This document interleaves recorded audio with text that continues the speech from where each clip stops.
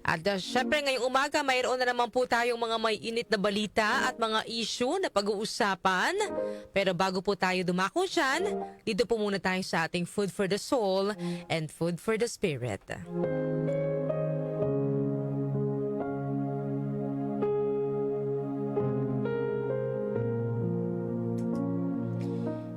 Imagine niyo po ito mga ka-music. May hawak kayong isang tasa ng kape. Tapos may biglang bumangga sa braso mo at natapon ang kape na dala mo. Kapag tinanong ka kung bakit natapon ang kape, ano po ang isasagot ninyo? Malamang ang isasagot po natin ay kasi may bumangga sa akin. Pero mali raw po yun mga ka-music.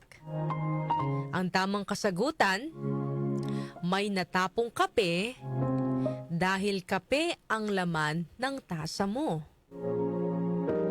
Kung tsaa ang laman ng tasa mo, tsaa din ang matatapon. Kung tubig naman ang laman nito, tubig din ang matatapon. Kung ano ang laman ng tasa, yun ang lalabas.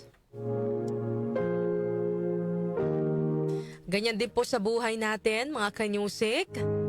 Kapag may yumanig sa ating pagsubok, kung ano ang nasa puso natin, yun din ang lumalabas.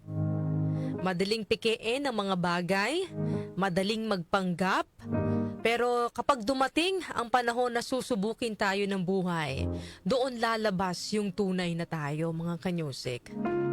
Diyan lalabas kung ano ang tunay na nasa loob natin. Ang tanong, kapag dumaan ang mga pagsubok sa iyong buhay, ano ang lalabas sa iyo? Hatred ba? Bitterness? Anger? O kaya naman love, gratitude, appreciation at iba pang mga positibong bagay. Kapag ba tayo ay nahaharap sa mga pagsubok, kaya pa rin po ba nating humanap ng magagandang bagay sa ating buhay at maging grateful? Lagi po nating tatandaan, ibinibigay ng buhay ang tasa, pero tayo po ang pumipili sa kung ano ang ilalagay natin dito. Kung negatibo ang laman, negatibo ang lalabas. Pero kung ang laman ay puno po ng kabutihan, pasasalamat at pananampalataya, yun din po ang aapaw kahit po sa pinakamabigat na oras.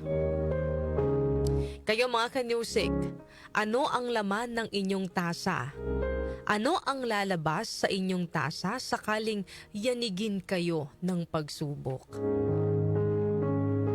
Sa ating pong Food for the Soul and Food for the Spirit ngayong umaga, ang mga aral po na maaari nating matutunan ay number 1, hindi po natin maiiwasan ang mga pagsubok. Talaga pong darating yan sa ayaw at sa gusto natin, ano? Pero makakapili po tayo kung paano tayo tutugon sa mga problemang ito. Ang laman ng ating puso, mga kanyusik, pangalawang aral na maaari po nating matutunan, ang laman ng ating puso ang nagdidikta ng ating kilos at salita sa oras ng kagipitan. Kaya napakahalaga na araw-araw ay hinuhubog po natin ang ating puso sa mga bagay na makakabuti upang sa oras po na tayo ay nahaharap sa mga pagsubok, ang lalabas sa atin ay kabutihan din at hindi tayo mawawala ng pag-asa at mananatili po yung ating pananalig sa Diyos. Pangatlong aral, kung ano ang itinatanim natin sa ating puso, kabutihan man o kasamaan, yun ang lalabas at mangingibabaw sa oras na tayo ay sinusubok ng panahon. Sabi nga po sa Luke chapter 6 verse 45, a good man brings good things out of the good stored up in his heart, and an evil man brings evil things out of the evil stored up in his heart. For the mouth speaks what the heart is full of. Ang nais pong sabihin sa atin ng talatang ito ay ang mga lumalabas sa ating mga salita at gawa ay malinaw na refleksyon ng laman ng ating puso.